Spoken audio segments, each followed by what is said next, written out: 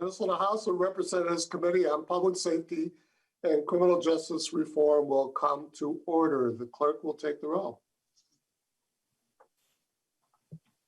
Chair Mariani, Present. Vice Chair Frazier, Present. Representative Johnson, Present. Representative Edelson, Present. Representative Feist, Present. Representative Grossel, Present. Representative Hollins, Present. Representative Hewitt, Representative Hewitt, Representative Cleavorn, Present. Representative Long, Present. Representative Lucero, Present. Representative Mueller, Representative Mueller, Representative Novotny, Novotny present. Representative O'Neill, O'Neill present. Representative Pinto, Present. Representative Poston, Poston present. Representative Raleigh, Raleigh present. Representative Vang, Present. Representative Zhang, Present. Representative Hewitt, Representative Mueller. That concludes roll call with 17 present. Very well. Thank you. A quorum is established. Members, this hearing is being conducted remotely on an electronic platform pursuant to Minnesota House Rule 10.01, Emergency House Operations, in response to the COVID-19 infectious disease pandemic requiring public health exercises, social distancing. The public can go to the Minnesota House website to view House Rule 10.01. And you can also go to our committee page on the Minnesota House website to view instructions on how to access this hearing with video stream, as well as instructions for participating in public testimony. Members, actually, I do need to adopt the minutes of February 23rd, if someone would be so kind as to move that. Mr. Chair, I'll move to adopt the amendments from February 23rd. Very well, thank you. Representative Frazier moves adoption of the minutes of February 23rd. Discussion. All those in favor of that motion, please say aye. Aye. Aye. Opposed, same sign. Motion prevails. And the minutes of February 23rd are hereby adopted and will be posted officially on our webpage. Members, we have several bills up before us. I would ask all our testifiers on these bills to be as concise as possible so that we can make sure to allow room for committee members to make inquiry into the bills themselves.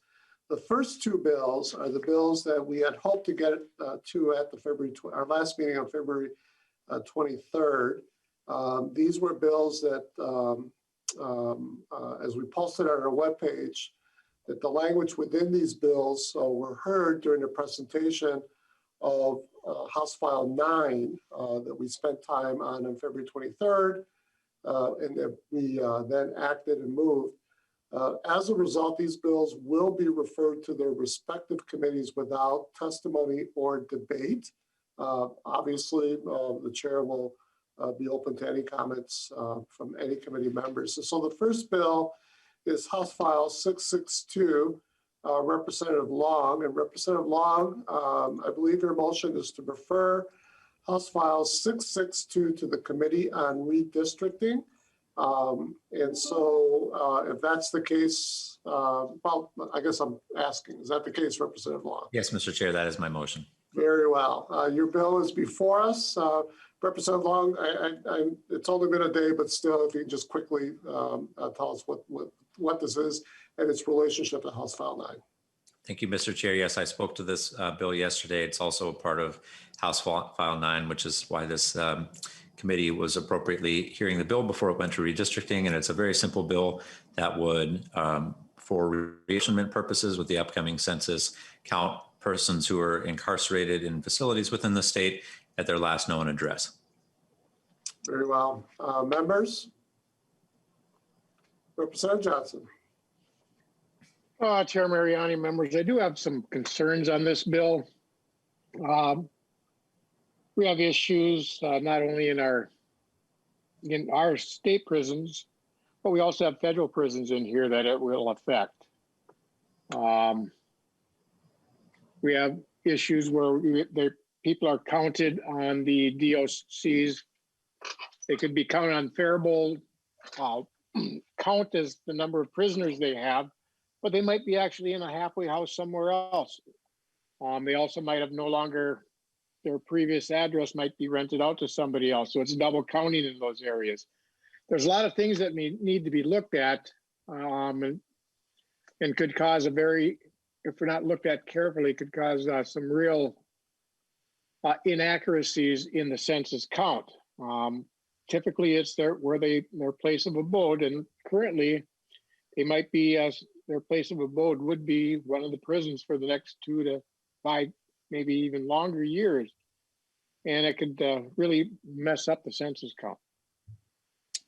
Representative Johnson, I think those are legitimate concerns, and I do think that those are appropriately raised in the Committee on Redistricting. And Representative Long, we're not hoping, we're counting on you making sure that these issues do get raised in that committee. Very well. Representative Long renews his motion to refer House File 662 to the Committee on Redistricting. The clerk will take the roll.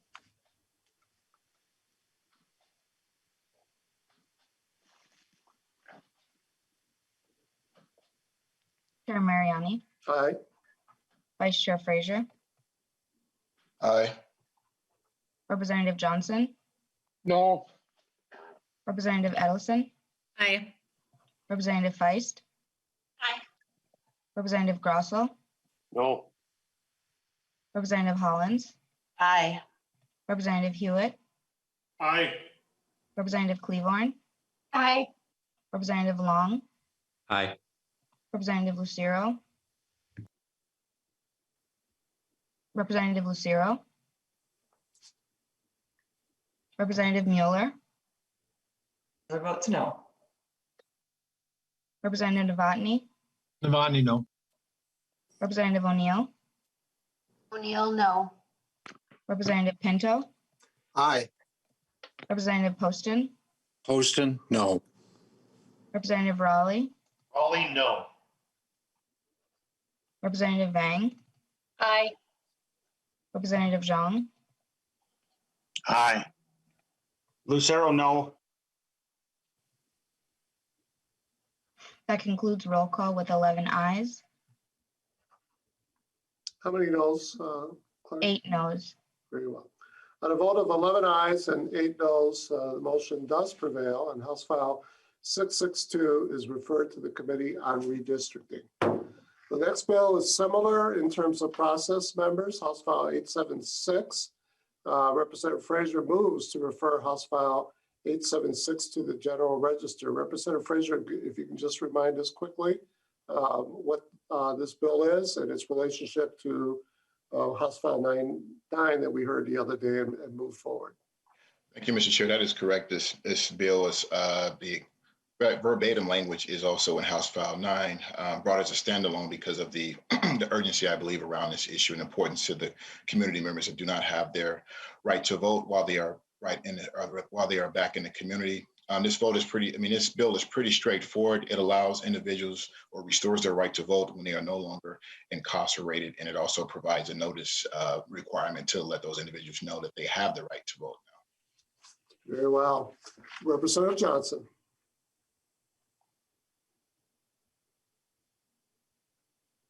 You're muted. You're muted. Thank you, Representative Frazier. There you You're go. welcome. I do have some issues with this bill. I've stated them in the past. I believe there's some constitution issues.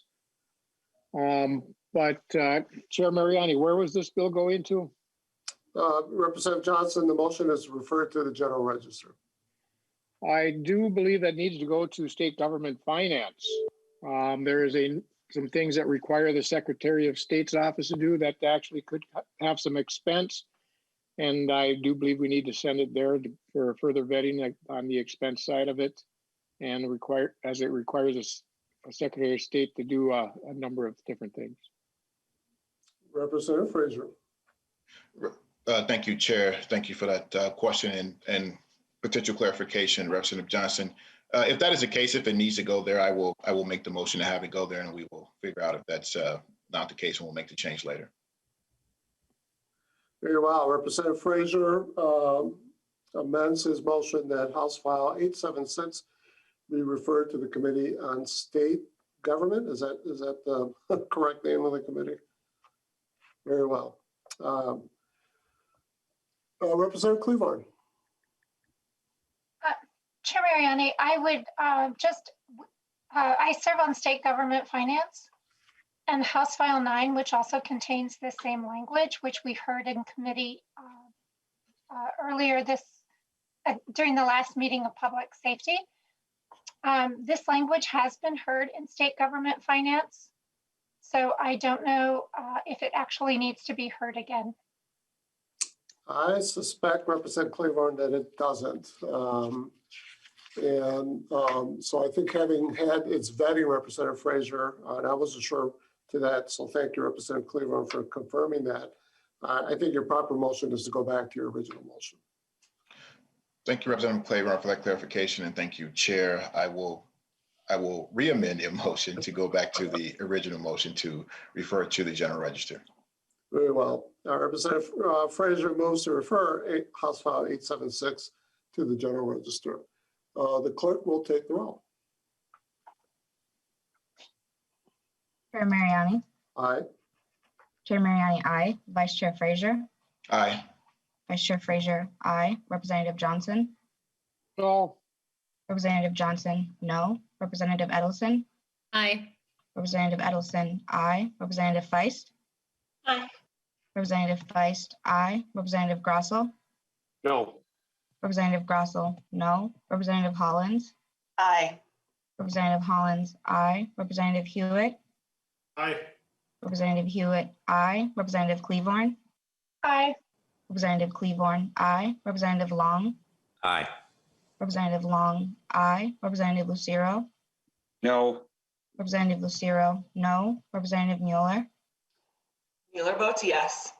Representative Mueller, yes. Representative Novotny. Novotny, no. Representative Novotny, no. Representative O'Neill. O'Neill, no. Representative O'Neill, no. Representative Pinto. Aye. Representative Pinto, aye. Representative Poston. Poston, no. Representative Poston, no. Representative Raleigh. Raleigh, no. Representative Raleigh, no. Representative Vang. Aye. Representative Vang, aye. Representative Zhang. Aye. Representative Zhang, aye. That concludes roll call with 12 ayes and 7 nays. With 12 ayes and 7 nays, House File 876 is referred to the General Register. Thank you, Representative Frazier. Thank you, members. The next bill up is House File 922, Representative Long. And Representative Long moves that House File 922 be referred to the Judiciary Committee. Representative Long, your bill is before us. Thank you, Mr. Chair. Mr. Chair, when kids come into contact with the criminal justice system, we should do all we can to provide fair and appropriate treatment tailored to the individual and also set them up for long-term success.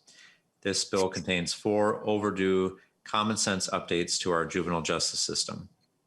First, it prohibits shackling of youth making appearances in court unless a court finds there is need to prevent harm or flight. The humiliation and trauma of shackling a child can have long-term harmful effects. It also interferes with the presumption of innocence and raises due process concerns. The practice is opposed by the American Bar Association, by the National Council of Juvenile Court Judges, and more. This is a practice we should avoid whenever possible. Second, the bill removes the requirement for open hearings in certain juvenile proceedings. We should protect privacy for juveniles whenever possible when they are going through the court process. Third, the bill allows police officers to pursue alternatives to arrest for juvenile arrests. We know that many programs can be far more effective at rehabilitating youth than pursuing prosecution. This would open the door to police officers seeking better outcomes for youth they interact with. Fourth, the bill requires a risk assessment to be performed once youth are taken into custody to determine if it is necessary to detain the youth. Release for children while waiting trial is certainly preferable when possible, and the risk assessments will also consider if community-based supervision setting is appropriate. I want to thank Representative Novotny and Representative Mueller for their co-authorship and support of this bill. And Mr. Chair, we do have some testifiers to the bill. Very well. I also want to acknowledge Representative Long, Representative Long. I also want to acknowledge Representative Edelson, our colleague here, who carried parts of not all these provisions in the prior biennium. Representative Long, so we're going to move to your testifiers first, or are we moving to your author's amendment first? As you prefer, Mr. Chair. All right, well, why don't we do your author's amendment? So Representative Long moves to amend House File 922 with the A1 amendment. Representative Long. Thank you, Mr. Chair. This is really a technical corrections amendment to get it in the shape that the author would prefer. Very well. Representative Johnson, you okay with a voice vote on this? Yes, I am. Thank you, Representative Johnson. All in favor then of the, make sure I got the right number, A1 amendment, please say aye. Aye. All same sign. Motion prevails. House File 922 as amended is before us. Representative Long will, I have two testifiers. I can call on them. Deputy Commissioner Curtis Shanklin and Director of the DOC Juvenile Justice Reform Unit, Katrina Dexter. And I believe we're starting with Deputy Commissioner Shanklin. Welcome to the committee, sir. Please state your name for the record and provide us with your testimony. Thank you, Chair. Curtis Shanklin, Deputy Commissioner at the Department of Corrections, where I oversee our Reintegration and Restorative Services Division. Chair, members of the community, of the committee, first and foremost, I hope you and your families are continuing to do well and stay healthy as we all continue to deal with the uncertainty of this global pandemic.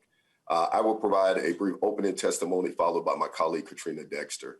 After testimony concludes, Katrina, myself, and Sarah Davis, who's the Executive Director at the Legal Rights Center, will be available for questions.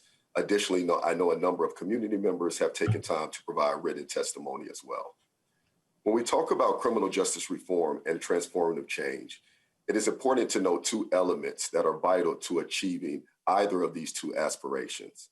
One being the usual elephant in the room, which is the racial and ethnic disparities that exist within the system. And the other being an intentional focus to ensure that youth are a part of these reform efforts and transformative change efforts, which is why we encourage our community members and criminal justice stakeholders, when they think about our justice-involved youth, to do that through the My Child test. So if your son or daughter, your granddaughter or grandson, your niece or nephew made a poor choice or was with a group of youth who made a poor choice, how would you want their treatment and their experience to be in the juvenile justice system? Being a little presumptuous, but I would hope and garner that it would be to ensure that A, their needs are met, that they are appropriately held accountable, but more importantly, that they don't have any further contact with either the juvenile justice system or the criminal justice system in its entirety. And by using this My Child test, we begin to think about those kids as our kids. And when we start to think about those kids as our kids, then we're willing to work a little bit harder. I think we're willing to work with a little bit more of a sense of urgency. We're probably willing to go a little bit extra mile and maybe stay at work a little bit longer. We're willing to explore other alternatives, and we're willing to do so with a little bit more empathy, a little bit more grace, and a little bit more humanity. And we're willing to truly analyze how might historical trauma and victimization play a role in the choices that those youth have made today.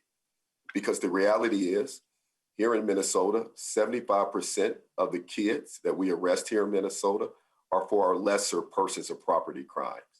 They're not for the egregious homicides or first-degree assaults.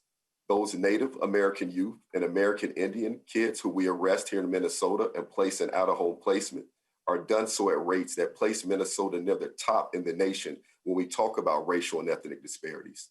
Those Black and African-American kids we arrest and place in secure detention after arrest, again, are done so at rates that place Minnesota at the top in the nation when we talk about racial and ethnic disparities.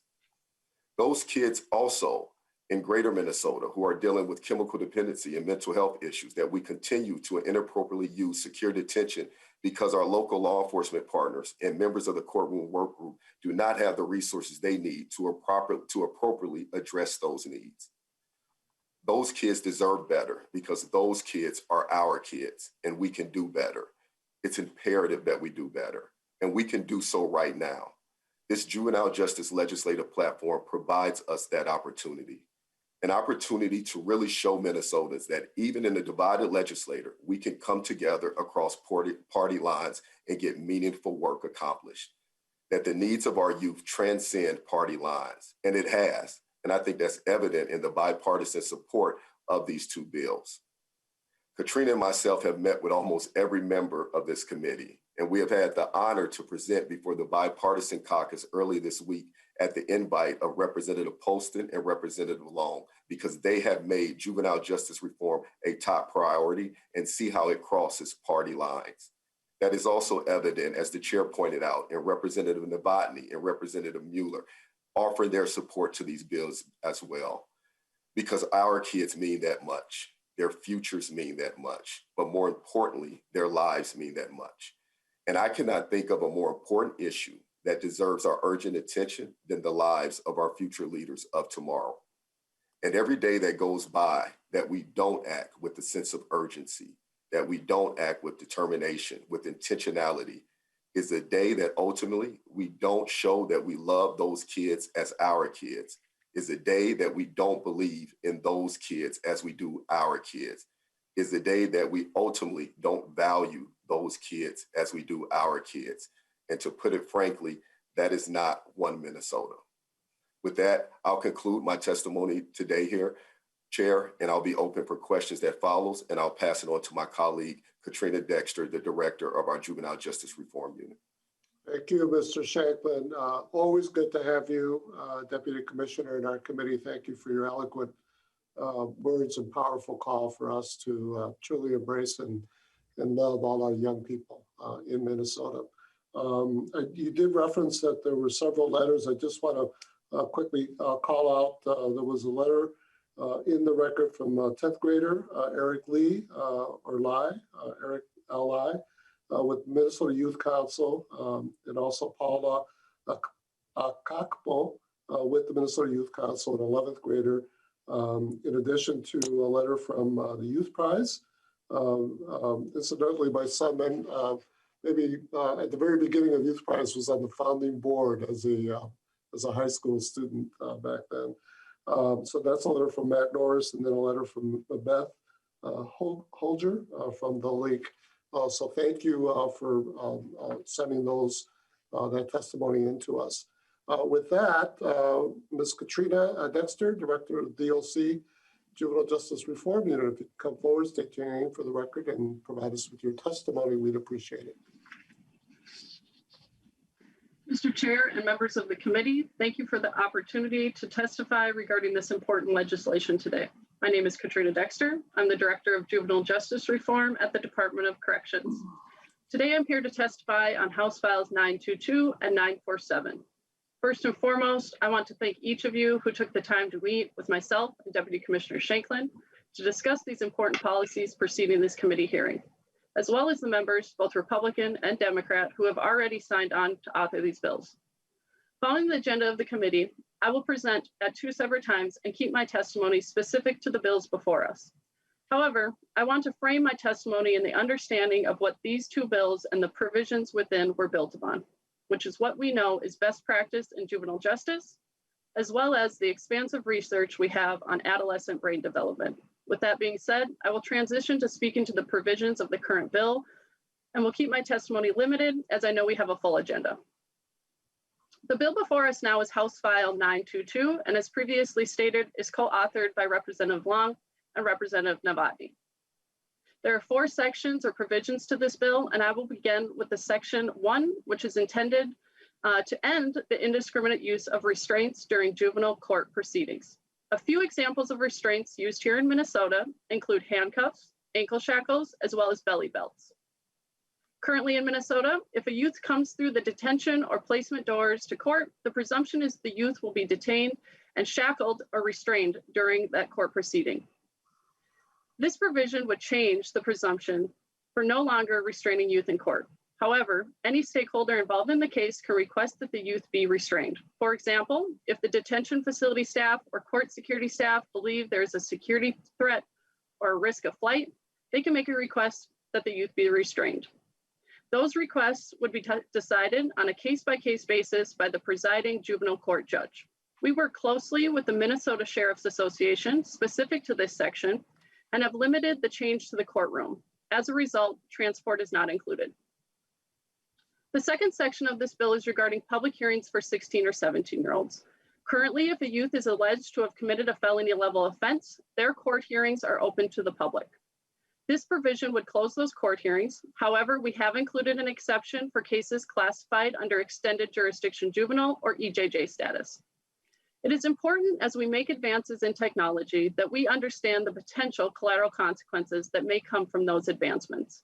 As an example, if a youth court hearing is open to the public, a local reporter could attend that court hearing and publish the details of the case, including a youth's name in the local newspaper. Subsequently, that case could be dismissed, or maybe the youth is never found guilty. However, unfortunately, that newspaper article with the youth's name may live on forever on the internet and will only be a Google search away. This section attempts to limit that collateral consequence. The third provision in this bill will provide explicit statutory authority to our local law enforcement, both police departments and sheriff's offices, to defer youth to programming. This is currently already allowed under Minnesota law, which is why many of our local law enforcement agencies are already doing this great work, some formally and many others informally. In hearing the need from local officials that explicit statutory authority would allow them to formalize and potentially expand their already great work, this is exactly what this section is attempting to accomplish. The final section in this bill, section 4, would require that secure detention facilities in the state of Minnesota use an objective and racially, ethically, and gender responsive juvenile detention risk assessment instrument, also known as ARRAY, to inform detention decisions. Under the JDAI, or the Juvenile Detention Alternative Initiative model, many secure detention facilities, both in Minnesota as well as nationally, use such tools. The ARRAY is specific to the first 36-hour window of time from the potential decision to detain to the required court hearing, and it specifically assesses a youth's risk to endanger others or not appear for the court hearing. Lastly, I will point out that some states like Wisconsin use one tool for the whole state, regardless of the location. We are asking that here in Minnesota, and listening to our local stakeholders and understanding the very different locations of our secure detention facilities in the state, we are asking that those facilities use a model of the ARRAY and tailor it to their local jurisdiction. This will allow local jurisdictions to tailor it to their local resources, as well as allow all local stakeholders to be involved in the creation and implementation of their ARRAY tool. This concludes my testimony on House File 922, Mr. Chair, and I will be available for questions. Thank you. Thank you, Director Dexter. We do have a couple of questions. We have Representative Lucero, followed by Representative O'Neill. Representative Lucero.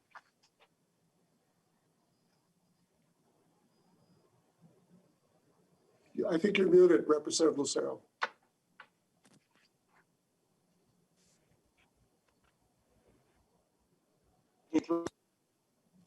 Not quite. Okay. Oh, there we go. Can you hear me? Yes, no? You're good. You're good. Okay, cool. Thank you. I apologize for that. Thank you, Mr. Chair. Thank you to the bill author. Thank you to the testifiers. I just sent an email, Representative Long, to be added on as a co-author on this. While I have concerns over that last provision in section 4 regarding the risk assessment, it doesn't override my interest in the other provisions. And the reason being, section 1, as we discussed, as the representatives from the department discussed, the broken window, or not the broken windows theory, the labeling theory can have a huge impact. And to have somebody in shackles can and often does create a certain perspective, and we definitely want to remove that perspective. And then in section 2, in regards to closing the hearings, you know, many of the things, as we also discussed, and Mr. Chair, actually, we discussed in a meeting, many of the differences between those that are, unfortunately caught up in the juvenile justice system and myself is they got caught, I didn't. I haven't done many of the same things, many of the same mistakes. And when it comes to things living on forever, I am so happy that social media didn't exist when I was in middle school or high school, because the stuff that goes on, and we all know, even into our early 20s, and for some beyond, but we don't have the life experience, we don't have the filter of the decision-making that we would share onto social media, making this stuff available that can come back to haunt us in our 30s and beyond. And certainly things like this, we all know at that age, there's a huge difference in maturity level, and people can and often do change. That I would not want mistakes made when somebody's a juvenile to go on and haunt them forever, for sure. That is not the case. So I do support those provisions again. I just, unfortunately, the words, some of these words in the risk assessment have a polarizing impact. For example, I'm not exactly sure what gender responsive risk assessment even means, but nevertheless, there are some important provisions, and I appreciate that this important conversation is continuing to move forward. So thank you, Mr. Chair and Representative Long. Thank you, Representative Lucero. Representative O'Neill. Thank you, Mr. Chair. I just have a quick question for the bill author. Just something I think is really important to get on the record because it was spoken of very quickly. So you were talking about basically a diversion program where law enforcement officers could divert directly and avoid court. But I think it's really important to say which offenses are included in that, because and maybe you touched on it, but I just think that's really important if we're going to, and maybe court is involved at some point, I'm not sure, but the way it was described, and I was just trying to read through the bill, but if you could just clarify on the record which offenses actually qualify for this diversion program so that's not everything under the sun. Representative Long. Thank you, Representative O'Neill, for the question. So you're correct. It's not for all circumstances. The alternatives to arrest would not apply, for example, if peace officers were pursuing an order or warrant, or if there was an order to take the child into custody.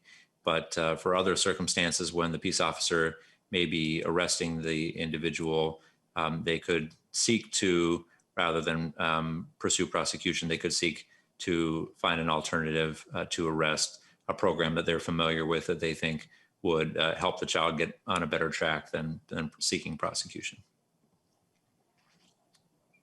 Mr. Chair, just a really quick comment back, because I was hoping he was actually going to pull out the language of the bill, which says petty offenses and delinquency.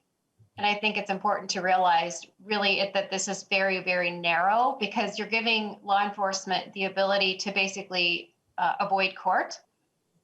So we have to be very clear what we're doing, kind of like issuing a traffic ticket. So we have some diversion programs that do something like that. So I just wanted to make very clear which offenses were allowed to be diverted this way. And Deputy Commissioner Shanklin, you spoke a little bit about to this issue, I think. I think you've got some comments to make. Thank you, Chair. What I was going to say is that I think my colleague, who is also available questions, who's done a lot of work on this side, Ms. Sarah Davis, Executive Director at the Legal Rights Center, if she's willing to, I think could speak directly to the representative's question. Ms. Davis, welcome to the committee. If you could, I hope you heard the question, and if you could be as concise as possible, the chair would certainly appreciate it, but welcome to the committee. Please state your name for the record. Thank you, Mr. Chair. Sarah Davis, Executive Director at the Legal Rights Center. Mr. Chair, Representative O'Neill, and members, you know, the way that the provision is drafted, it essentially is just recognizing the inherent authority of police departments to do this already. So let me just give you an example. It's happening for example, we've worked with the Minneapolis Police Department for many years. No, you know, they're not diverting, high-level felony cases, things like that. they divert cases that otherwise would be cited. So I think Representative Long talked about the exceptions here, for example, if there's a warrant or other circumstances like that. So, I guess I'm reading into the question that there's a concern about the seriousness of the offenses. And I think there's this, there's an inherent authority for police to make choices all the time when they have cases before them. And this is happening in some communities and not in others. And what we're trying to avoid is a justice by geography situation where kids in Minneapolis have access for, diversion by the police department, but a kid in another city in our state might not have, but I'm just going to use Rochester. I have no idea if they do that or not, but I'm just picking a name, might not have that opportunity. And what we know is that by doing this, the police departments who do this save a lot of money and reduce recidivism rates for kids who have the opportunity to go through diversion. And so there are exceptions, as Representative Long pointed out, and it's not my experience that any police department is doing this for serious felony cases. Well, it does seem to me, Ms. Davis, that particularly in this day and age where there's a heightened attention to our law enforcement professionals, and rightfully so, that one of the, I think, hopeful postures of this language is that we really are counting to a large degree on peace officers to exercise good professional judgment here. And I think that is the kind of work that I would argue that we want to be able to nurture and encourage, from our law enforcement officers. Representative Johnson. Mr. Chair, may I just? Oh, yes, Representative. I'm sorry. I'm trying to make this easier, not harder. I'm not trying to point out something that's wrong. I'm just trying to clarify. And the language literally says both petty offenders and delinquents are eligible for referral under this section. So I'm just trying to be clear that we're talking about low-level petty offenses and delinquency and not anything above that. So I was trying to get that clearly on the record. Yep. So there were no concerns. I was hoping for a really quick answer from Representative Long, but unfortunately we kind of went around, but that's all I was trying to get at. Well, I appreciate you getting it on the record, Representative O'Neill. Representative Johnson. Chair Mariani, members, there's some good things in this bill. Some of it I agree with, doing the risk assessments. Anytime anybody's brought into the system for detention, there should be a risk assessment to make sure they're in the right place where they need to be for the safety of the public and for the safety of them. Now, with the issues of restraints in the courts, our court rules already apply on that. And this is just codifying those rules. It's been the last 2/3 of my career in law enforcement. Unless we could actually prove to the judge that there was a need, juveniles were never restrained in our courtrooms. I don't know if that's different in other places, and it should be a standard everywhere, where, especially with the kids, that they're not restrained unless they need to be. But the judges understand and they take everything into account. And there's been times that where I was in the courtroom where a juvenile, we wanted to restrain because we knew what he was like. The judge said no, and we ended up having an issue in the courtroom because he was not restrained. He went after the judge. So law enforcement generally knows when they needed to restrain somebody and when they don't, and judges are good at it as well. Now, the second section, I believe it is, about the records and having access to open up the juvenile courts a little bit. Over the past few years, the legislature has looked at opening instead of closing. And this could actually be a step backwards because the judges are well equipped to making a judgment, weighing the difference and the balancing the needs of the child and the safety of the public. I know we want to make sure that the child is taken care of properly, but we also have a duty to the safety of the public, depending on the circumstances of the case. And that's where the judges are well equipped to handle that. One thing was brought up about the diversion. I don't know what happens down in Minneapolis. I know what happens in what happened in my community until the policy manuals got to the point where we could no longer do that. When I started, my policy manual was about 30 pages. Now it's close to 700. If you want to compare, the Bible is around 1,200 pages. And if we followed the Bible, we wouldn't probably need any of us to be here because we wouldn't be dealing with this stuff. But that's another story. But unfortunately, the policies for law enforcement have gotten so strict, they can't do things they used to do. They used to use officer discretion. I don't know how many times I've caught a kid or a group of kids doing some mischief. I could have wrote them up, got them into the system, but I didn't do that. We worked with the parents, and the parents brought them down to the fire hall to wash all the fire trucks before the parade. We'd find things to do to make them learn and give them an experience to know what is right and what's wrong. And we know kids are going to make mistakes. They're always going to push the rules as far as they can. Sometimes they go too far. But we learned that working with the parents, we can keep them out of the system. Now we do a diversion program, there's always going to be a record. No matter how hard you try to seal it, there is going to be a record. So I just want to make sure that I agree with the most of the stuff that's in this bill. I'm going to support it at this time. But we need to look at a better way to do this instead of even getting into a system where they're into a diversion system where there's a documentation of it. We need to make sure that we're working with the parents to make sure the parents are doing the right thing as well. And I've learned that some parents will help, some won't. Those that won't help, chances are we're going to be dealing with those kids again. And the parents that worked with us, I know 3 of those kids that are now police officers, but because we were able to do the diversion on our own before they even got in the system, they were able to turn their lives around and they're good, productive citizens today. Thank you. Thank you, Representative Johnson. Much work will continue, will be needed, even assuming this bill becomes law. Representative Long, I'm going to move you because we got to move. Representative Long renews his motion that House File 922 as amended be referred to the Judiciary Committee. The clerk will take the roll.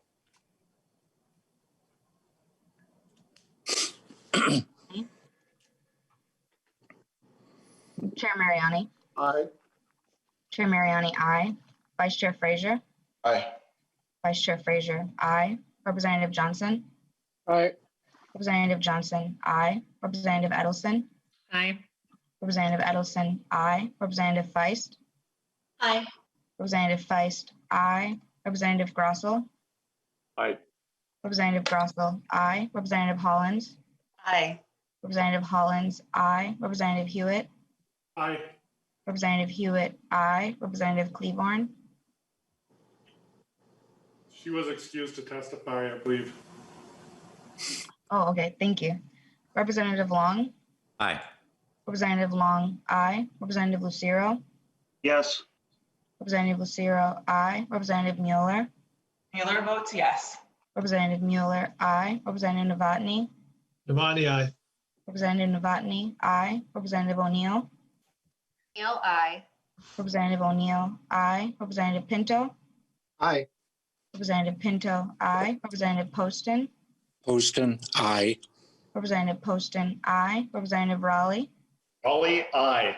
Representative Raleigh, aye. Representative Vang. Vang, aye. Representative Vang, aye. Representative Zhang. Aye. Representative Zhang, aye. That concludes roll call with 18 ayes and 1 excuse. Very well. On a vote of 18 ayes with 1 excuse, House File 922 as amended is referred to the Judiciary Committee. Thank you, Representative Long, and thank you, Representative Novotny, as a co-author on this bill as well. Thank you, Mr. Chair. With that, Representative Pinto moves to refer House File 947 to the Human Services Committee. Representative Pinto, your bill is before us. There's also an author's amendment. I leave it to you whether you wish to move that at this point. There we go, Mr. Chair, just adjusting sound. Mr. Chair, I think that I will move that author's amendment with your permission at this point. Very and well. I can, and I'm happy to describe it briefly, Mr. Chair. And just members, the author's amendment mostly contains technical fixes suggested by House Research to just have language be consistent throughout this area of statute, but it also contains a very important exception for the underlying prohibition in the bill on strip searches to allow for situations in which there's a medical healthcare procedure conducted by a medically licensed person. We do obviously want to make sure to allow for that kind of situation. And so with that, I ask for your support of the author's amendments. Very well. Representative Pinto moves the A1 amendment to House File 947. So this is an author's amendment. Representative Johnson, are you okay with a voice vote on this? Yes, I am. Very well. Thank you, sir. All in favor of the A1 amendment, please say aye. Aye. Aye. Aye. Opposed, same sign. Motion prevails, and House File 947 is amended with the A1 amendment. Representative Pinto, to your bill. Thank you, Mr. Chair. And I think members, we can really view this as a companion to the bill that we just heard from Representative Long. You're going to hear from the same two just terrific testifiers and have really come to meet with this particular bill with a series of suggestions to improve how we treat juvenile offenders and really young people and children in many cases, as you're about to hear, and making sure that we're acting in a way that that preserves dignity and respect and that really helps take care of our kids, as they said, that the kids in our state are just like they're every one of our kids, because of course they are. I think what I'd like to do is have the testifiers actually be the ones to walk through the content of the bill. I'll maybe reserve a comment for the end. I want to just get going on that, Mr. Chair. Very well. Representative Pinto, we have Director Katrina Dexter with us again. Director Dexter, please state your name for the record. I think you're probably going to be walking us through the bill. Thank you, Mr. Chair and members of the committee. Again, my name is Katrina Dexter, and I am the Director of Juvenile Justice Reform at the Department of Corrections. The bill before us now is House File 947, which is authored by Representative Pinto. There are 4 sections or provisions to this bill. The first 2 sections are regarding conditions of confinement in facilities licensed by the Department of Corrections, and the last 2 sections are regarding age limitations in the juvenile justice system. Section 1 provides guidance in how we conduct strip searches of youth. Current guidance requires that strip searches be conducted by a staff of the same gender as the youth. This section would build upon that guidance, no longer allowing the direct visual inspection of the breasts, buttocks, or genitalia. It is important to note that many facilities in our state already know that this is best practice and have policies that already would be in alignment with this section. However, consistency across the state is necessary. As an example of a facility that would already be in alignment with this section, I have worked at a facility where we would conduct strip searches and we would have a youth remove their clothing down to their undergarments to search both the youth and their clothing. We would then have the youth stand behind a curtain while they remove the remainder of their undergarments to be searched. The youth would then redress before coming back out from behind the curtain. Lastly, I want to point out one of the things that many people believe in regards to strip searches is that they're only conducted at the point of intake. However, that is not true in practice here in Minnesota. Youth spend time in our facilities have the potential to be strip searched numerous times during their stay. They can be strip searched after having a visit from family to the facility, as well as after going off campus with staff to medical visits or to court hearings. Knowing the practice of using strip searches makes this section vitally important. This provision balances the need for safety and security in our facilities, while also ensuring we are treating youth with humanity and in a trauma-informed manner. The second section in this bill ends the use of solitary confinement. Here in Minnesota, we refer to solitary confinement as disciplinary room time, or DRT. Disciplinary room time is placing a youth in a room in which a youth is not permitted to exit as a punishment or a sanction. This section would still allow for the use of seclusion, which is used in emergency situations as a response to imminent danger to the resident or others. However, the use of seclusion must end when the threat of harm ends, unlike disciplinary room time, which is used specifically as a punishment or a sanction. Isolating youth has severe impacts on their mental health while at the facility, increasing their risk for suicide, but it also has the potential to impact their mental health long after being released. Knowing the impact on a youth's mental health should implore us to only use isolation or seclusion when there is an imminent danger and not as a punishment or a sanction. The third section of this bill limits the age of detention admission to 13, no longer allowing our 10, 11, or 12-year-olds to be held in secure detention facilities. This section is specific to secure detention. Thus, the use of non-secure detentions could still be used. It is important to note that time spent in detention has long-term negative impacts on our youth. It impacts their mental health, as previously stated. It increases the risk of suicide. It increases their risk to use drugs or alcohol, as well as increases their likelihood that they will drop out of school. Additionally, when a 10-year-old is placed in detention, they are programmed and housed with youth much older, such as 16 and 17-year-olds, who are far more sophisticated. Knowing the negative impacts of time in detention, we must limit this exposure for our youngest youth. The fourth and final section of this bill will raise the age of delinquency from 10 to 13. Currently in Minnesota, if you are 10 years old and participate in behavior that would be classified as delinquent, you are served by the juvenile justice system. This section raises the age to 13, still wanting to ensure youth and their families are being provided services. However, those services should be provided by a system that is more appropriate to work with younger youth, such as our child welfare system. When we know the lifelong consequences that come with involvement in the juvenile justice system, as well as having a delinquency record, we must ensure that our youngest youth are served by a system that does not have such consequences. With that being said, and knowing that there's incredible testimony that will come after me, I just want to close by saying again, thank you for the time and attention each of you have given to these important policies in both our meetings, as well as at the hearing today. As a reminder, Mr. Shanklin, Deputy Commissioner Shanklin, as well as Executive Director Sarah Davis and myself are available for questions. Thank you, Chair. Thank you, Director Dexter, for walking us through the bill. But more importantly, thank you for your work over the years that's providing us with good, sound, evidence-based realities to shape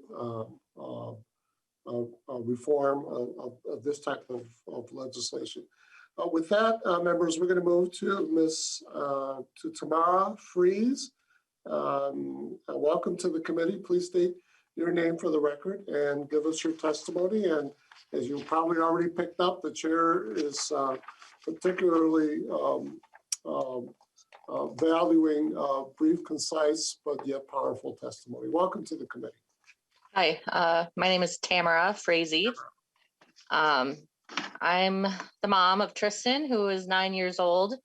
He was 9 days after he turned 10 years old, was sent to a detention center for an incident related to his disability. Tristan is autistic. He was having difficulty completing tasks at school and engaged in aggressive behavior, which is pretty common for him and part of his disability. They called the police. I arrived a few minutes after the police got there and got Tristan calmed down, removed him from the school, and brought him back to school the next day. But within a couple minutes, he was upset again, and the teacher had walked out of the room to talk to a principal. In his anger, he slammed the door and didn't realize the teacher's hand was in that door. She ended up having a bruised hand. And however, the police were already at the building and they had told the teacher she needed to go get an x-ray and that they were going to take my son into custody. I did not hear from the police during the ensuing situation where he had tried to escape to a safe place in the room in the school, and an officer had grabbed him, and he had responded by hitting the officer, which gave him more felony assault charges. I finally got called about 2 hours after the incident and was told that he was being brought to the hospital in Mankato to be assessed for a psychological evaluation. Going down there, I brought his diagnostic assessment and his medications and explained to them, about his autism. And the medical team had said they felt, that he was not in crisis. He had communicated that he was very sorry that it was an accident. And he was very concerned that I would give up on him. At that time, the police said, no, we're not releasing him to you. We're taking him into custody and bringing him to the detention center, which was in Rochester, which was about an hour away from me. When I asked what the charges were, they said they couldn't tell me because they were still under investigation. So my son, barely 10, ended up in a detention center. Once there, they typically place the children in isolation for 24 hours. I called beforehand, told them about his disability, told them he couldn't tolerate scratchy clothing. He had medication that he had to have a certain way. It had to be crushed. It had to be, very many things that were important. He was there, and within a couple hours, he had stripped off the clothes they gave him.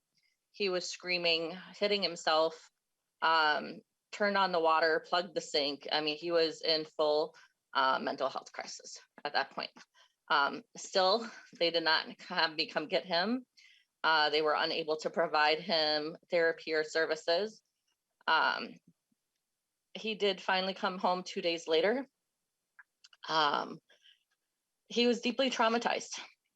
He regressed at a couple years worth of therapy's pace.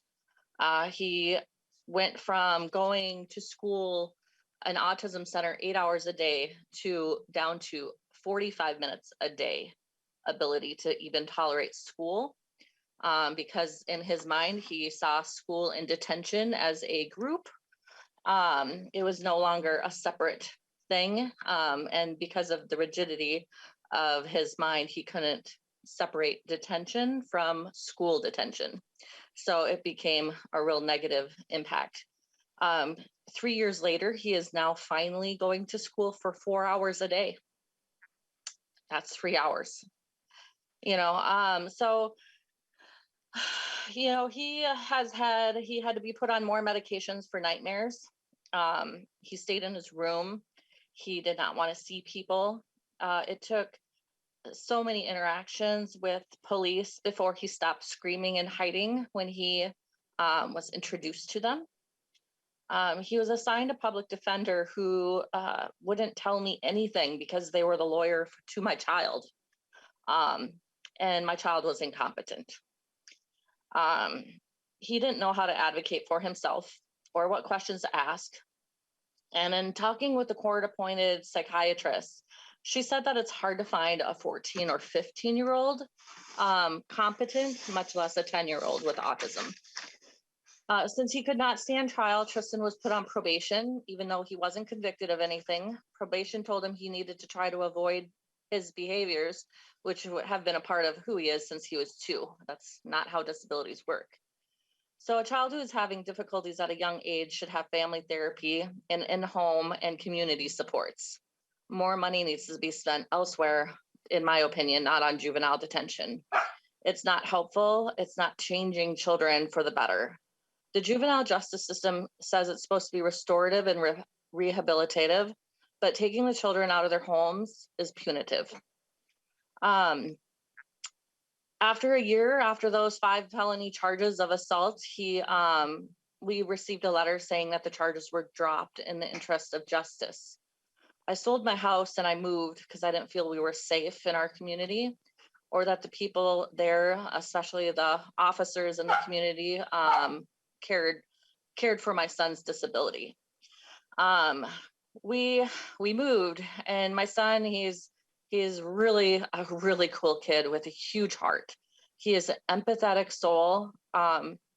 When he has hurt people, it has hurt him more than it has hurt anybody else, because his guilt and his ability to know that he has hurt people has made a huge impact on his self-esteem, and he has struggled with depression. Excuse me just a second, my dog is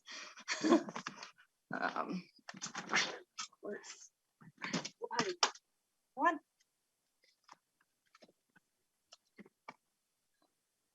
Let me just. Ms. Frazier, So I just have one paragraph, sorry. Environment is everything. We're having fun now. We recently went to Ironwood Springs Christian Ranch and did snow tubing. He's going on field trips with school for the first time. And it's been a really positive move for our family. The bills being heard today are needed. The juvenile justice system should not punish young people when what they really need is help.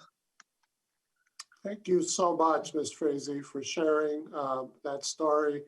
A painful story, but I'm hoping right now that there's light in that story as your young man continues to grow. And thank you for informing us on better ways for us to have systems that recognize the realities of young people, particularly people like your son, and that there is a better way for us to not contribute to the trauma and the struggles that young people face. Thank you so much for your testimony today. Thank you. We also have Kara Beckman, Senior Evaluator at the Department of Pediatrics at the University of Minnesota. Ms. Beckman, if you can come forward, give us your name and testimony, and I will be asking for a very brief testimony, please. Welcome. Great, thank you, Chair Mariani and members of the committee. My name is Kara Beckman. I'm here to support House File 947 as well as the other bills being heard today. I'm an applied researcher at the University of Minnesota's Medical School, where I work with partners in education and juvenile justice to help them consider how the science of developmental psychology applies to their work. I affirm Ms. Dexter's testimony that these bills are supported by developmental science. And I very much appreciate the bipartisan conversation we've already had today, that we need to have a response to young people that meets their needs and promotes healing. I would like to emphasize just a couple of points that we know from research that haven't yet been named today. We heard both of these in Ms. Frazier's testimony. One is that offenses are most often driven by developmental needs, regardless of their level of seriousness. So our distinction in juvenile law by charge levels is not evidence-based. Second, in a young person's brain, if it feels like you are being punished for something in the absence of love, then you react with defiance or shame. These feelings shut down exactly the kind of learning that we want to happen when young people make a mistake and need to be corrected. So we need you to take immediate action to undo some of these most harmful and unscientific statutes in our state law and open up avenues for addressing harm in ways that enhance learning. The provisions, especially in House File 922 and 947, stand on their own merit in terms of the science of child development, and indisputably will make our society more humane and safe by preventing the kind of trauma that increase crime. People thrive through relationships and opportunity, but our system of justice is built on isolation and control. Let us instead begin to create a system to hold youth accountable in a way that promotes their learning and development, maintains their positive self-identity, and reminds them that they are our future and our hope. Thank you. Thank you, Ms. Beckman. I truly appreciate your testimony. Members, discussion? Representative Frazier, followed by Representative Hewitt, looks like. Representative Frazier. Thank you, Mr. Chair. And thank you, all the testifiers. And Ms. Frazier, your testimony was powerful, touching, and it made me think. I have a 6-year-old, and it made me think of what I couldn't imagine her having to go through a situation like that. I can't imagine any of our children having to go through situations like that. So thank you for being brave enough and opening up and sharing that with us and being vulnerable enough to share that with us. I appreciate that. And I hope things will be better for your child moving forward and for you moving forward as a result of that. But this question I have goes toward the department leaders that are here that were helping to testify. You know, many of these things in this bill make perfect sense to me I mean, it seems like low hanging fruit. They should be policy statewide to be consistent. So, but I also agree that the legislators should have the ability to chime in on some of these issues. But my question is, can most of these, can they be done from the executive level? Can the leaders of the departments just make these, just put them in policy and make sure it happens? Who wants to field that question? I can take that, Chair. Very well, Deputy Commissioner Shanklin. Thank you, Chair. Representative Vice Chair Frazier, appreciate the question. And I think it's a good question. I think here at the department, I think our goal is always to exhaust all means and possibilities based upon our own both statutory authority and appointed authority to look at ways in which we can address these things both administratively and internally.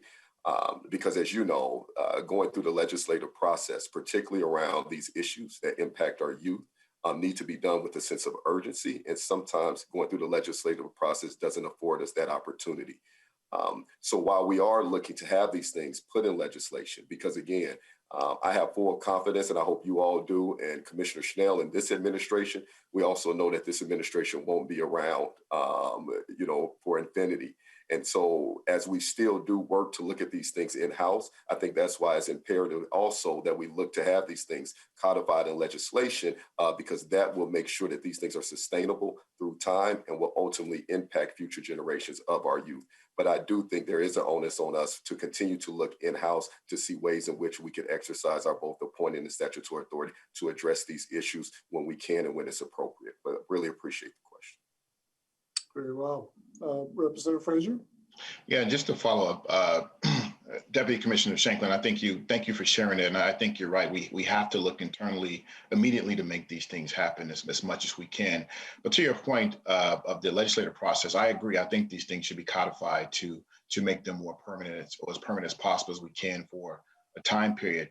The one concern that I always have is that this is the political nature of things, is that we oftentimes, like I think most people on this committee agree that these things are important and they need to happen to protect our children.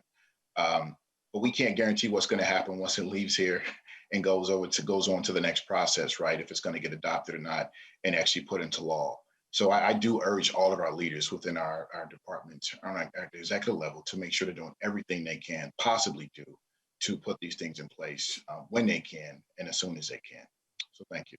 Thank you, Representative Frazier. I would echo your comments and expectations and support that view and that expectation of us. Representative Hewitt and then Representative Johnson. Chair Mariani, I don't know who John's iPhone is, so someone's ghosting me today. I see. There is a. Yeah, okay. I don't know who John's iPhone is. Chair Mariani, it's Representative Poston. Oh, Representative Poston. All right, sir. Chair Mariani, thank you very much. Representative Pinto, just a quick question for you. Number one, I like your bill. Thank you for bringing it forward. I'm curious about the age of 13. Doing a little bit of research on this, there isn't another state in the country that has the age of 13. And I'm just wondering how you came about that particular number. We're kind of an outlier with that number, and that's not necessarily a bad thing, but it's just a curious question. Commissioner Shanklin or Director Dexter? Chair, if I may. Please. I think I will call on Director Davis if she's listening right now to maybe step in to address this question. Very well, Director Davis. Mr. Chair, Representative Pinto, and I think it was Representative Hewitt who asked the question. Representative Poston. I'm sorry. And please, it's just Sarah. You don't have to call me Director Davis. I don't think this really, there is a movement across the country to raise the lower age of juvenile justice jurisdiction. Several other states have, I don't have the map in front of me at the moment. I apologize for that, but I'd be happy to share that information back with Representative Poston and other members of the committee. I've been representing children in juvenile court for over 13 years as a defense attorney. And one of the reasons we settled on the age of 13 for this piece of legislation is that In my experience and in the experience of my colleagues who do this work, it has almost, in fact, in my experience, it's never happened that a child under the age of 13 is found competent to stand trial in juvenile court. As in all cases, a defendant, including children, need to be competent to stand trial. And what happens if you have a 10 or 11 or 12-year-old is that they're found to be not competent, and then the case just sits for a couple of years until they get old enough to be found competent. And this switch would allow that and I think it's important to point out everything that we know about child brain development and development generally is that waiting years to respond to behaviors that are concerning is really problematic and doesn't actually lead to the outcomes that we're looking for. And so the age of 13 is imperfect because, quite frankly, I've had 13-year-old clients who also are not competent, found to be not competent. But it's a much more realistic age at which a child could be found to be competent to stand trial in court and to move that process forward. This would allow for the child protection system to come into play immediately for younger kids who, in the same way that it does right now for kids under the age of 10 who are exhibiting behaviors that are of concern. And so that's one of the reasons that I think it's really important that we raise the age here. And again, I'd be happy to share resources with y'all about the what other states have at a later time. Thank you, Ms. Davis. And I would also point to Cara Beckman's testimony earlier about developmental science supporting both of these provisions in this bill, or all the provisions in this bill.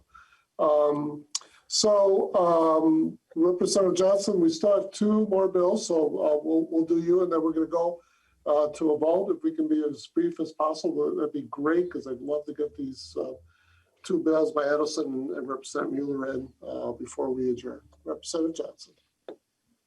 Chair Mariani, members, I understand the intent of this bill, and overall, I like it. I just, as Representative Postman stated, he has issues and concerns and wonders about the age of 13. And I do actually have that information in front of me. There's only two states that it's 12, 11 or 12, the age 11 in one state, the age of 10 and 14, 8 in one state, 7 in another state, 6 in one. So we will be the outlier here, having the highest age. And even those at 12, there's those two, one with exceptions and one without exceptions. I think 12 is a better place to go. In my experience, whenever we had a delinquency issue where they could be actually charged with a crime, child protection and child services were immediately brought in. The child, generally at that age, was never brought to a detention center. They were put into some type of foster care if needed, and child protections worked with them. I don't know what happens down in the metro and Hennepin and Ramsey County, but I know what worked in my county. And a lot of times they were never granted that 10 and 11s weren't never charged, but I've had 12-year-olds charged with serious offenses, and they were found guilty in court because of the seriousness of that offense.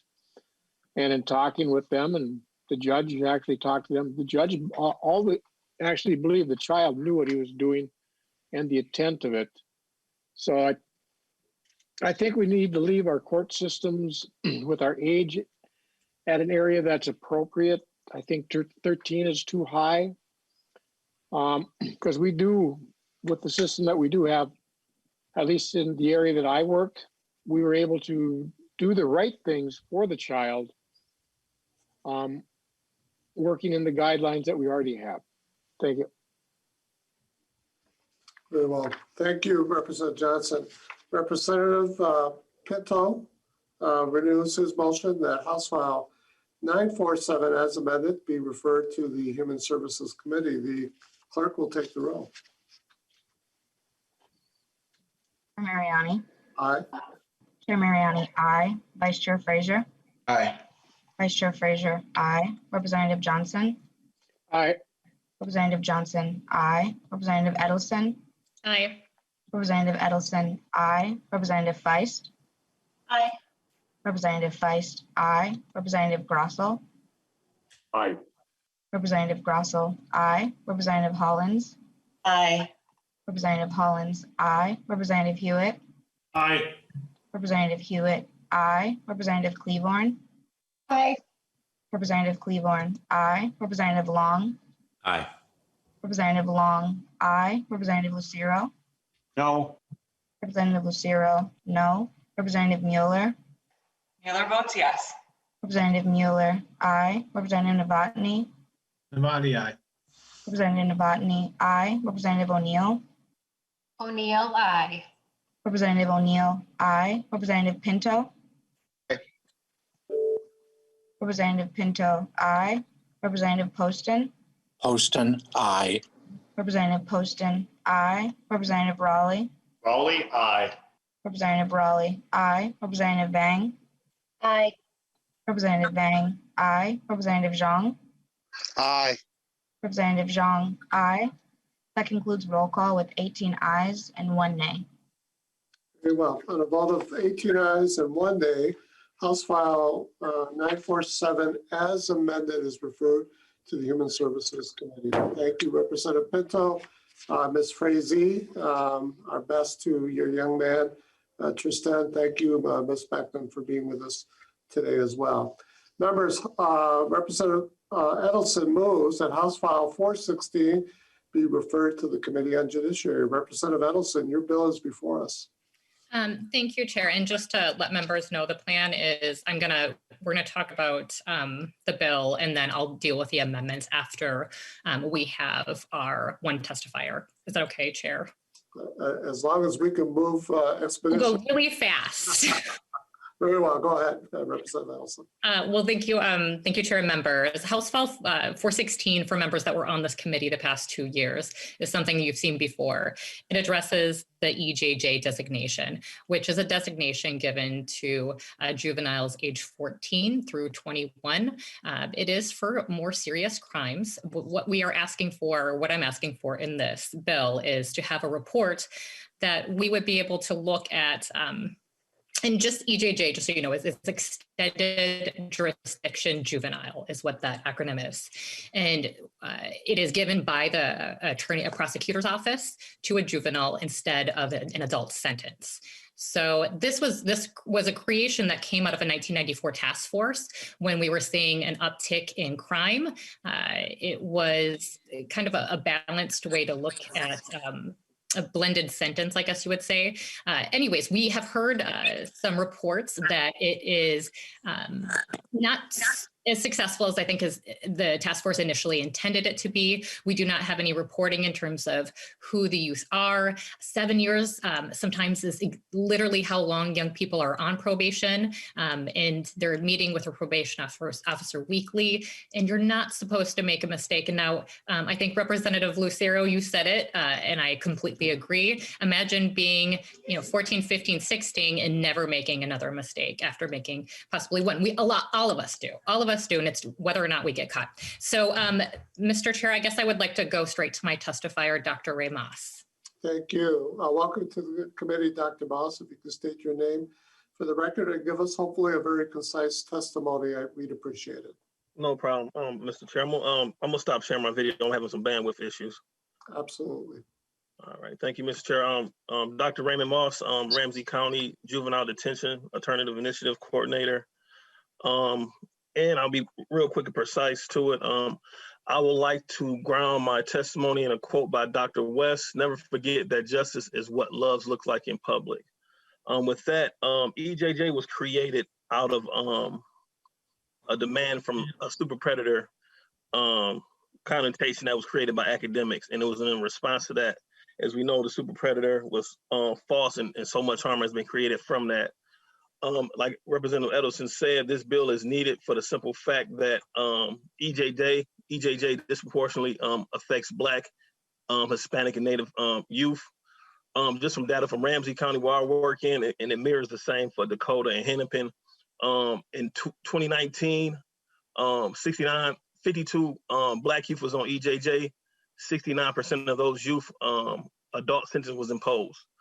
So basically, the failure rate was really high compared to the white youth, where 75% of the youth was discharged. As you see with the disproportionality, it's a need for the entire state to report their numbers and just not in the metro. And what the hope is that with these numbers that people can see that EJJ need to be transformed and abolished without effect. And also after that, I think if this bill can be enacted, folks will see that we need to start following the brain development spectrum like I've been hearing here today, and raise the age and actually create more exit ramps off of EJJ, because as of right now, if anything with over a 58% failure rate need to be demolished and recreated. So basically, I mean, I think folks need to start leading with love and recreate EJJ with the folks most impacted. Pretty much it. Thank you, guys. Thank you, Dr. Moss. And I must say, never forget that justice is what love looks like in public. Powerful sharing. And it is shocking to the chair that something as major as EJJ, and I know it was created a long time ago, would continue to operate without a directive by us to, at the very least, collect data so we can see what the impact, whether there are unfair consequences, are we hitting, whatever we're hoping to achieve, and particularly understanding the role of racial disparities and racism in our society and our criminal justice system. It's just unconscionable to me that we wouldn't even collect the data. So thank you for that. We have Representative Edelson. I think you're going to move to an amendment. Is that correct? You're going to move the A1 amendment? Yes, and thank you, Dr. Moss, for testifying. I'm most appreciative. And now I would like to move the A2 amendment. And Mr. Chair, if I could, I would really hope that Professor Perry Moriarty could walk you through the amendment so members know what is before them. Very well. I'm sorry, who is that again?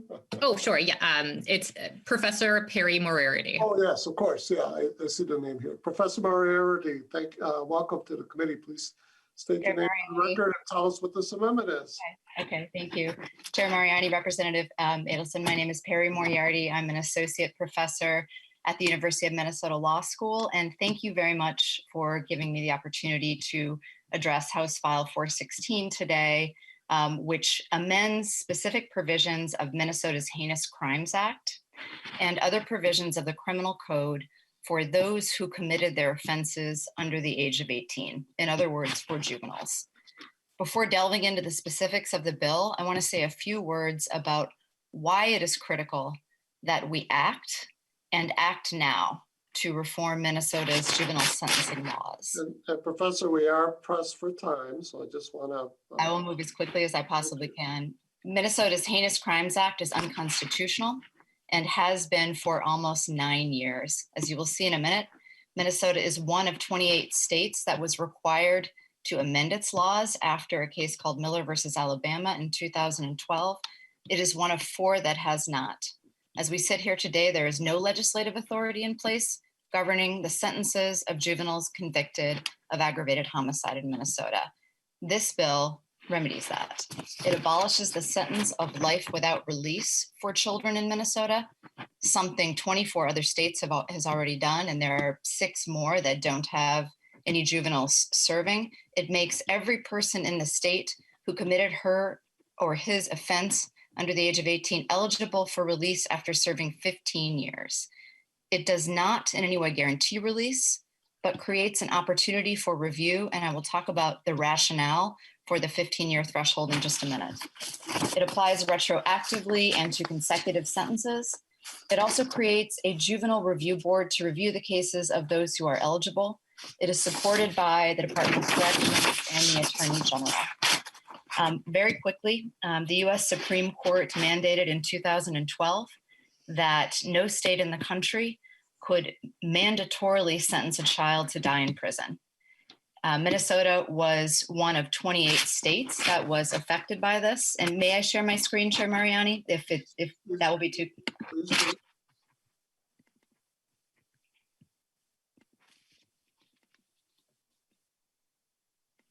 Bear with me for 1 second.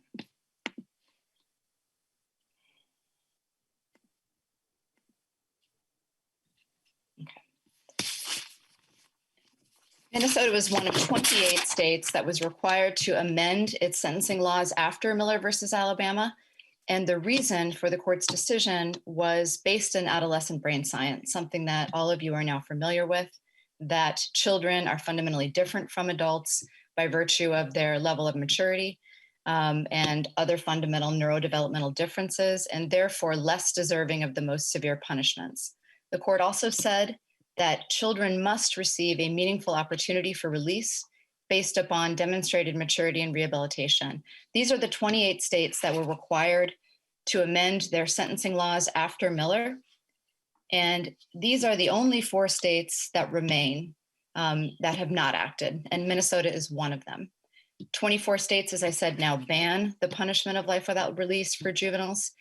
And all of these laws across the country have passed, in most cases with very strong bipartisan support.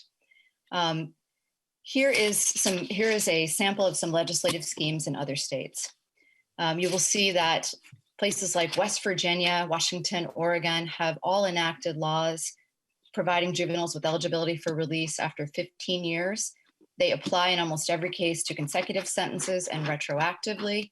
And there are pending bills in states across the country right now, as diverse as Missouri, Indiana, Rhode Island, Mississippi, and New Mexico. And the range, again, is from 10 years in New Mexico to 20 in Mississippi. In fact, a bill at 20 years just passed Mississippi Senate. And I raised these bills to let you know that Minnesota, in enacting this bill, would certainly not be an outlier. In fact, 15 years as a threshold is fundamentally consistent with the Supreme Court's reasoning as follows. Children are less deserving of the most severe punishment, but more critically, they have a greater capacity for rehabilitation. 15 years is the appropriate time to give a first look to a child who went in as a teenager, who would then be in his or her 30s, who would have meaningful stretch of adult life left, but will have spent time fulfilling the arc of juvenile brain development, which we now know probably ends somewhere in the mid to late 20s. We also know that it costs $2.5 million to incarcerate a child for life in the United States. And in contrast, a productive tax-paying college-educated adult contributes over $1 million to society over their lifetimes. Recidivism rates for juveniles released in their 30s in other states are targeted between 1% and 2%. Cost savings accrue each year juveniles are not confined. This is why states that are often called tough on crime, like Missouri and Indiana, have bills at 15-year thresholds. Finally, a critical rationale for reform is reflected in the profile of those who stand to benefit in Minnesota. There are 95 people currently serving sentences of more than 15 years in Minnesota for juvenile offenses. 76% are of color. In a state that is 83% white, and at the time when a number of these sentences were imposed was 90% white, that's an extraordinary number. 51% are Black. Just 6% of Minnesota's residents are Black. 12% are Indigenous. Just 1% of Minnesota's residents are Indigenous. Black and brown children are the ones serving these sentences. They have borne the brunt of our harsh sentencing laws for decades.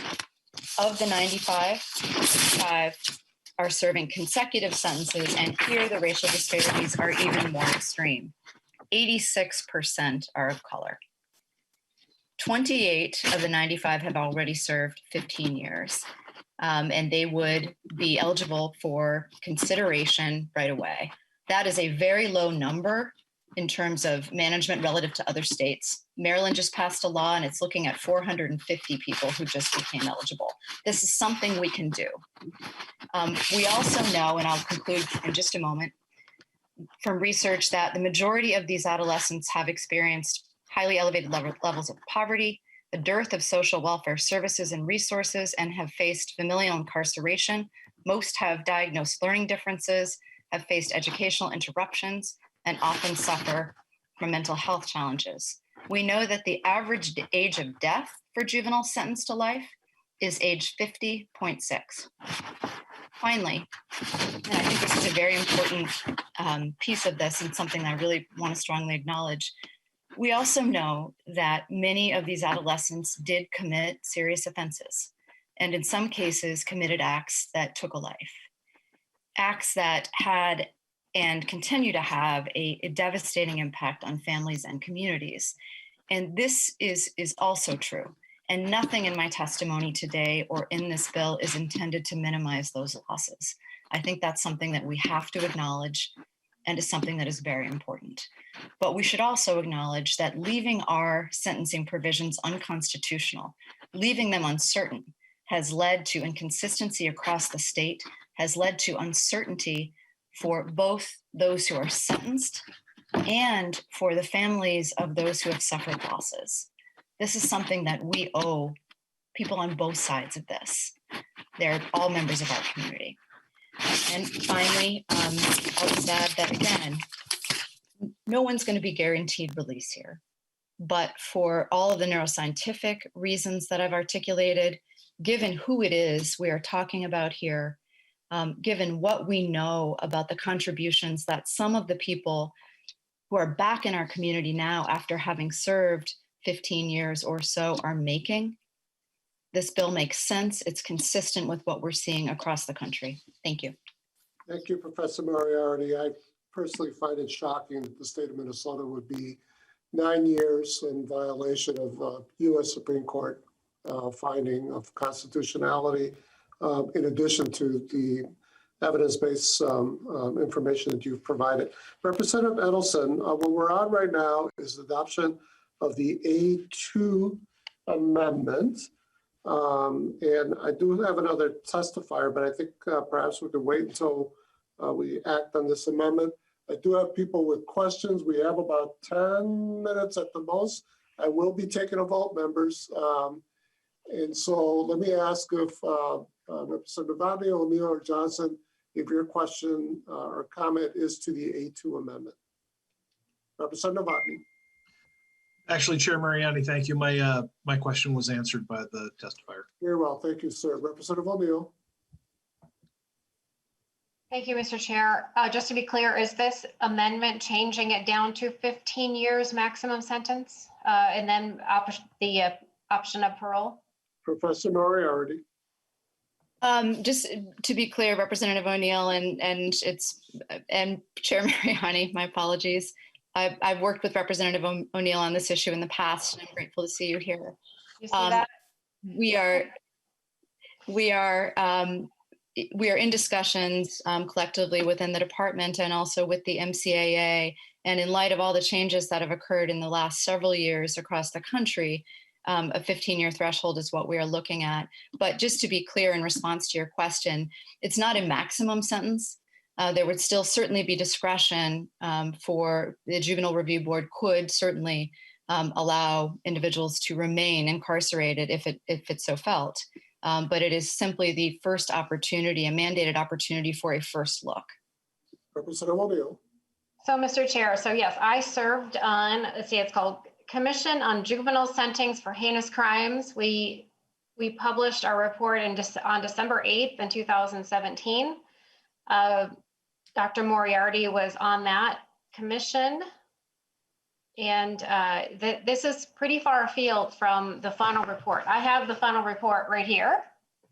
And 15 years is pretty far afield from what the this commission had decided upon. As you can see, it's a very big, hefty report, but I would oppose this amendment because it is so far from what we had discussed for almost 2 years. And we had discussed somewhere between 20 and 25 years. And at one point, the Senate had looked at maybe doing 22 years, but I've never heard 15. So I would oppose this amendment for that reason and a few others. But by the way, we've actually dealt with everybody so the Minnesota Supreme Court, the Supreme Court had decided that it was unconstitutional. We've already dealt with all of those individuals that fall underneath that parameter. So all of those individuals, 8 of them, have already been resentenced. And so there is nobody that is falling victim to us not doing something legislatively, just to be clear. Thank you, Representative O'Neill. Representative Johnson. Chair Mariani, Representative Edelson, with this amendment, I also have issues. It's a major change from what we have currently and what the task force and recommendations originally were. I'm just wondering if you've had any contact with the Minnesota County's Attorneys Association on this and what their viewpoint is. Representative Edelson. Thank you, Chair. And Representative Johnson, I actually did speak to the county attorneys this morning, and we will be having continuing conversations on this. Very well. Representative Johnson. Chair Mariani, members, with a big issue like this, I don't think we should be putting this amendment on now till we get word from the County Attorneys Association. It's quite a big change from 25 to 15. I've actually been informed that the County Attorneys Association actually opposes this amendment. I don't have anything in writing yet, but just information I've been getting over my phone. So I have a lot of concerns. I'd rather wait on this amendment till we actually get verification from them and let them have an opportunity to weigh in. It's my understanding that their position has been the 25 years as we have now. So with that, I'm going to ask that this amendment not be adopted. Thank you, I will request a voice vote. Thank you, Representative Johnson. This will the eventual path of this is to, if it succeeds, is to move to judiciary. When we'll adopt this conversation, will continue. Representative Edelson, very quickly, and then I want to take a vote on your amendment. I guess I just asked for member support. I am ongoingly, I just spoke with Nancy Haas this morning, and I will be working with the county attorneys on this, Representative Johnson. And so I asked for member support on this. Very well. The clerk will take the roll on the Edelson motion to amend House File 416. Chair Mariani, I'd like a roll call on this. Yes, indeed. Absolutely. The chair will take the roll on the Edelson motion to amend House File 416 with the A2 amendment. Please take the roll.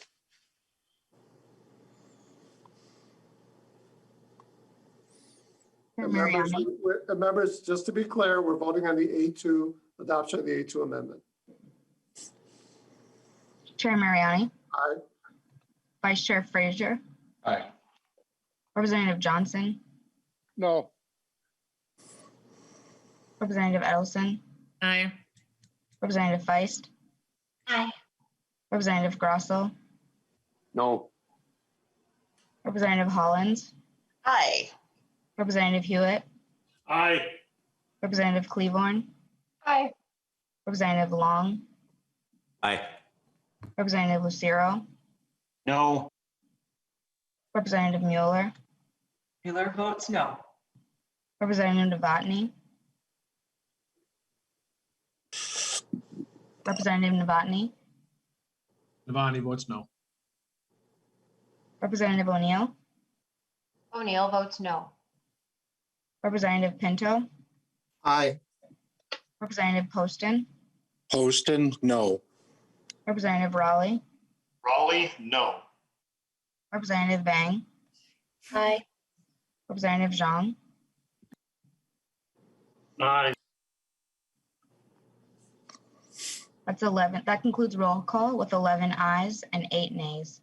Very well. With 11 ayes and 8 nays, House File 4, or rather amendment, the motion to amend House File 416 with the A2 amendment is adopted.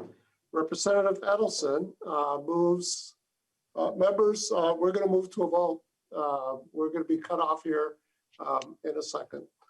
Representative Edelson moves that House File 416 as amended be referred to the Judiciary Committee. The clerk will take the roll. Chair Mariani. Aye. Chair Mariani, aye. Vice Chair Frazier. Aye. Vice Chair Frazier, aye. Representative Johnson. No. Representative Johnson, nay. Representative Edelson. Aye. Representative Edelson, aye. Representative Feist. Aye. Representative Feist, aye. Representative Grossel, No. Representative Grossel, nay. Representative Hollins, Aye. Representative Hollins, aye. Representative Hewitt, Aye. Representative Hewitt, aye. Representative Cleavorn, Aye. Representative Cleavorn, aye. Representative Long, Aye. Representative Long, aye. Representative Lucero, No. Representative Lucero, nay. Representative Mueller, Mueller votes no. Representative Mueller, nay. Representative Novotny, Navani, no. Representative Novotny, nay. Representative O'Neill, O'Neill votes no. Representative O'Neill, nay. Representative Pinto, Aye. Representative Pinto, aye. Representative Poston, Poston, no. Representative Poston, nay. Representative Raleigh, Raleigh, nay. Representative Raleigh, nay. Representative Vang, Aye. Representative Vang, aye. Representative Zhang, Aye. Representative Zhang, aye. That concludes roll call with 11 ayes and 8 nays. Members, with a vote of 11 ayes and 8 nays, House File 416 as amended is referred to the Judiciary Committee. Members, we do have one final bill. I don't have time. They're going to kick us out. Representative Mueller, you have my apology for not getting to your bill on time. We will be scheduling this bill. I think we're probably going to have to do that next week because we're pretty full tomorrow, but let's be in contact with one another, make sure your bill comes up. With that, members, this committee until tomorrow at our standard time stands adjourned.